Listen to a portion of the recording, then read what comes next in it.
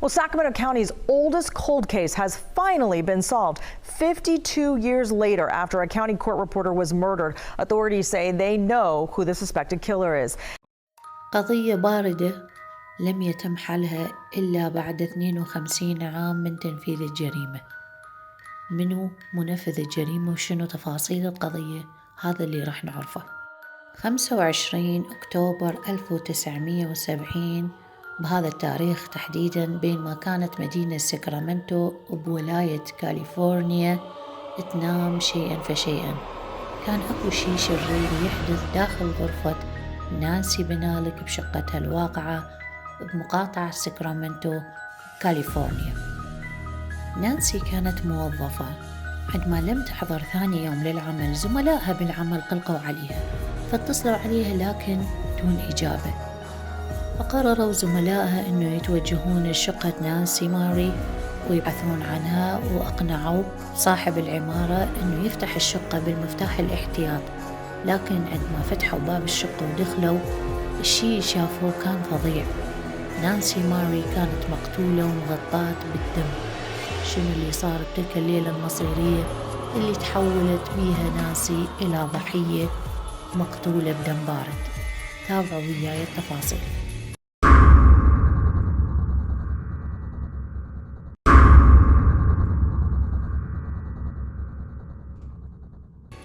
هلا متابعين، اليوم قصتنا من ضمن القضايا اللي تم حلها بعد مدة طويلة، يعني من القضايا الباردة. وأذكر أنه أنا تناولت قضية ماريز آن أيضا بالقناة اللي تم حلها بعد 58 عام من تنفيذ الجريمة. قضية نانسي ماري أيضا من ضمن القضايا الباردة واللي تم حلها بعام 2022. فخلونا نتناول الأحداث اللي وصلت الليلة 25 أكتوبر ليلة مقتل نانسي. ومن البداية، نانسي كانت تعيش بمدينة كاليفورنيا اللي كانت تعتبر من المناطق التجارية والثقافية المهمة. بالتحديد كانت إقامتها عند نهر ساكرامنتو، النهر الأمريكي، منطقة اللي تضم عدد جيد من السكان ومن المساحات الخضراء المنتشرة حول منطقة ساكرامنتو. بالإضافة إلى أن مدينة كاليفورنيا هي تعتبر من أفضل الأماكن للعيش بالولايات المتحدة الأمريكية، لكنها للأسف ما كانت الأكثر أماناً، بالتحديد لنانسي ماري بنالك. خلونا بداية القصة نتعرف أكثر على الضحية. نانسي ماري بنالك ولدت 13 يونيو 1942 في نيفادا بولاية كاليفورنيا. وقت الجريمة عام 1970 نانسي تقريبا كان عمرها 28 عام، تعيش مع قطتها بمجمع سكني بشارع أردن واي بيل بساكرامنتو. نانسي كانت تعمل كمراسلة محكمة في محكمة مقاطعة ساكرامنتو. طبعا المعلومات عن عائلة نانسي قليلة، لكن نانسي كان عندها أخت اسمها ليندا، وكانت تحب نانسي جدا وتعتبرها المدللة من قبل العائلة. كانت نانسي عام 1970 مخطوبة، خطيبها كان فيريس سلامي. سلامي كان يعمل كبير المدافعين العامين بمحكمة مقاطعة ساكرامنتو، يعني هو ونانسي كانوا يعملون بنفس المحكمة. سلامي ونانسي كانوا يحبون بعضهم جدا، وكانوا متفقين على الزواج بعد شهر واحد فقط، أي 28 نوفمبر 1970، بعد شهر من الحادثة. كانت علاقتهم جيدة جدا. بليلة مقتل نانسي كانت هي وسلامي خارجين لتناول العشاء مع بعض. بعد ما انتهت سهرتهم وانتهى العشاء، رجعوا ووصل سلامي نانسي لشقتها، ودار ما بيناتهم حديث إلى أن نامت نانسي وغادر سلامي الشقة، وكانت الساعة تقريبا 11:30 مساء. لما غادر سلامي شقة نانسي وهي كانت نايمة، وهو طالع ترك الباب الزجاجي المنزلق، يعني باب البالكون، مفتوح شوية حتى قطة نانسي تقدر تدخل وتخرج من عنده. لكن ما خطر على باله إنه اللي راح يدخل من هذا الباب المنزلق هو المجرم اللي راح يقضي على حياة خطيبته، واللي راح تكون آخر مرة يشوف بيها نانسي هي تلك الليلة. زين، صباح يوم 26 أكتوبر 1970 نانسي ما حضرت للعمل، فزملائها بالعمل قلقوا عليها لأنه مو متعودين على نانسي إنه تغيب بدون أن تخبر أحد من زملائها. زميلة نانسي بالعمل وصديقتها جويلة مونكريف اتصلت على ابنها جاك حتى يذهب لشقة نانسي ويتفقدها. توجه جاك وطرق الباب أكثر من مرة لكن ما رد عليه أحد. بعدها بدأ جاك يخاف وتوجه إلى مدير المبنى حتى يساعده ويشوف معاه شنو السبب اللي مدى يخلي نانسي تفتح الباب. فاقترح جاك إنه يفتحون بالمفتاح الاحتياط باب الشقة حتى يشوفون شنو السبب اللي مدى يخلي نانسي تجاوب. بالبداية مدير المبنى كان متردد، لكن بعد ما سرد لجاك الموقف تمكن من إقناعه، وبالفعل فتحوا باب شقة نانسي. دخلوا الاثنين داخل الشقة والمشهد كان مروع جدا. داخل شقة نانسي اللي كانت بالطابق الثاني كانت نانسي ترقد ميتة ومقتولة ومطعونة بوحشية، وحولها بركة من الدماء، والطعنات أصابت جميع أنحاء جسمها، إضافة إلى وجود العديد من الجروح الدفاعية على ذراعيها. يعني إنه نانسي تعرضت لاعتداء مروع جدا وحاولت تدافع على نفسها بدليل الجروح الدفاعية الموجودة على ذراعيها. مظهر جثة نانسي كان مروع جدا، واللي يظهر إنه اللي تعرضت له كان جدا وحشي لدرجة إنه رأسها كان شبه مقطوع. بسرعة توجه جاك ومدير المبنى للسلطات حتى يخبروهم عن جريمة القتل. الدم كان بكل مكان موجود بمسرح الجريمة، كان عبارة عن بركة دماء، لكن ما عثروا على بصمات داخل الشقة أبدا. واستدلت الشرطة أن القاتل إما كان يرتدي شريط على أصابعه حتى يتجنب بصمات الأصابع، لأن القفازات بذاك الزمان ما كانت متاحة جدا، يعني بالسبعينيات القفازات كانت مشروع جديد. بالتحقيق والبحث تم اكتشاف آثار الدم من قبل السلطات من خلال الركض من شرفة الطابق الثاني، يعني من بالكونة الطابق الثاني، وتنتهي للرصيف. لكن الدماء ما انتهت وما توقفت عند هذا الحد. استمرت الشرطة بالتحقيق والتفتيش وعثرت على آثار للدماء على مبنيين سكنيين آخرين، وانتهت الدماء بموقف سيارات. بذلك الوقت المحققين اعتقدوا أن القاتل هرب من موقف السيارات. أيضا توصل المحققين أن آثار الدماء المستمرة من شرفة الطابق الثاني على الرصيف وانتهاء بموقف السيارات تدل على أنه القاتل ممكن أن يكون انصاب بجروح سكين هو اللي يسبب كثرة هذه الدماء.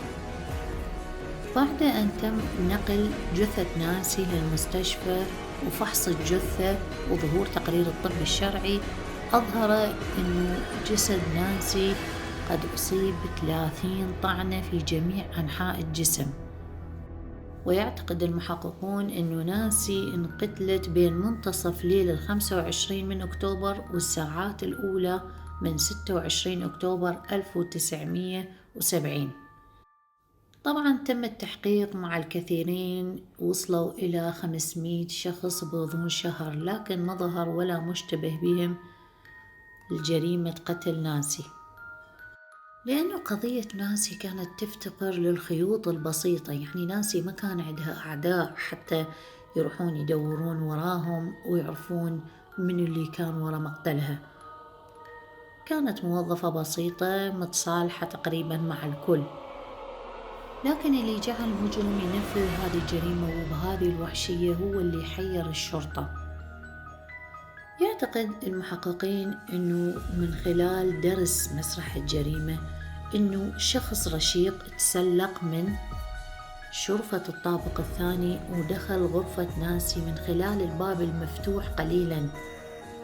بينما كانت نائمة، الباب اللي تركه خطيبها مفتوح قليلاً للقطة حتى تدخل وتخرج بعد أن نامت نانسي وغادر الشقة. وأيضاً تم العثور على الكثير من الجروح الدفاعية على ذراع نانسي ويديها مثل ما ذكرنا، وهذا أنه أكد للشرطة والمحققين أنه كانت نانسي بصراع مع القاتل قبل أن يتم قتلها نهائياً. مع قلة الأدلة وكثرة التحقيق، وجد المحققين خبر صادم راح يقلب جميع الموازين. وقت سابق من نفس السنة اللي تم فيها قتل نانسي، تم قتل امرأة أخرى تدعى جوديث هاكاري، وأيضا تم قتلها وبنفس المنطقة. المحققين وجدوا عديد من أوجه التشابه بين مقتل جوديث ومقتل نانسي. الاثنين كانوا نفس العمر تقريبا، وكانوا يعيشون بنفس المنطقة على بعد ميل واحد ما بينهم، يعني كانوا قريبين من بعض. فاعتقد المحققين انه اكو صلة بين جريمتين القتل، انه المجرم والقاتل واحد. لكن مع عدم وجود دليل مادي، ايضا قضية جوديث هاكاري ما كانت محلولة، حالها حال جريمة نانسي ماري، إلى أن وصلوا عام 2004 وبدأ الأمل بالظهور بحل القضايا اللي ما تم حلها وجرائم القتل المعلقة. بتلك السنة 2004 تطوير ملف تعريف الحمض النووي كان قيد الإنشاء، واللي كان يعتمد على أخذ الدم اللي تم جمعه من مسرح الجريمة سابقا وتحميله إلى ملفات الحكومة والكودات الوطنية حتى يتم عمل مطابقة مع ملفات تعريف المجرمين. لكن ما طابق الدم الموجود بمسرح جريمة نانسي وجوديث هاكاري مع أي مجرم. بعد 15 عام من 2004، أي في عام 2019، المحققين بقضايا الباردة بمقاطعة ساكرامنتو وأيضا المحققين بمكتب المدعي العام قرروا معرفة المجرم من خلال علم الأنساب الجيني الشرعي، واللي يتم من خلال فحص الحمض النووي لأشخاص ممكن أن يكونون قريبين وعلى صلة من المشتبه بهم، يعني تربطهم صلة قرابة. استغرق الأمر تقريبا 3 سنوات حتى تظهر النتيجة النهائية، وأخيرا وبعام 2022 ب21 يوليو ظهر قاتل نانسي ماري.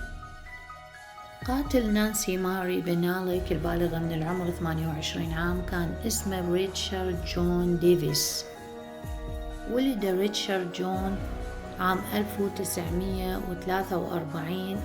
بوقت ارتكاب الجريمة كان عمره 27 عام. كان ديفيس يعيش بنفس المجمع السكني اللي تسكنه نانسي. نانسي كانت تعيش بالشقة 17 وديفيس كان يعيش بالشقة رقم 23. المحققين اعتقدوا أنه ريتشارد كان ينوي أن يرتكب الجريمة، يعني ما فعله بتلك الليلة بنانسي ما كان صدفة أبدا، هو كان المخطط لفعل هذا الشيء. فتسلق شقة نانسي وقتلها ووضع شريط لاصق على أصابعه حتى يخفي البصمات. المحققين يعتقدون أنه ممكن أن يكون دافع الجريمة أنه ريتشارد كان معجب بنانسي، ولكن عندما عرف أنه هي تنوي الزواج قتلها فورا. المفارقة أنه الشرطة عندما قامت بتحقيق الجريمة بوقت وقوع الحادثة كان ريتشارد ورفيقه بالسكن موجودين من ضمن 500 شخص المشتبه بهم واللي تم تحقيق معاهم. لكن الاثنين الأصدقاء قدموا أعذار قوية لكل شخص منهم، وبما أنه ريتشارد ما كان عنده تاريخ سابق بالجرائم فاستبعدت الشرطة وما شكت به. عائلة نانسي وخطيبها فيريز سلامي كانوا قد فقدوا الأمل بمعرفة القاتل، خصوصا بعد مرور فترة طويلة. لكن بعد اكتشاف تقنية الحمض النووي وظهور القاتل عام 2022 كان بمثابة مواساة لعائلة نانسي. أما خطيبها فير السلامي ما تمكن من رؤية هذا اليوم لأنه كان توفى بسبب اللوكيميا عن عمر يناهز 84 عام في 2 فبراير عام 2014. وأيضا الجاني ريتشارد ديفيس قد أفلت من العدالة لأنه توفى في 2 نوفمبر عام 1997 وعن عمر يناهز 54 عام، واللي كان سبب المرض نتيجة إدمان الكحول.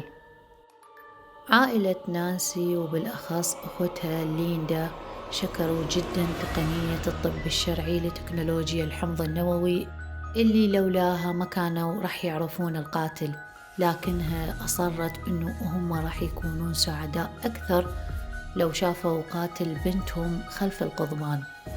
ولكن مثل ما يقولون عند الله تتلاقى الخصوم، الجاني والضحية الآن عند رب العالمين، وإذا كان أفلت من العقاب الأرضي فإن العقاب الإلهي لأشد وأقوى.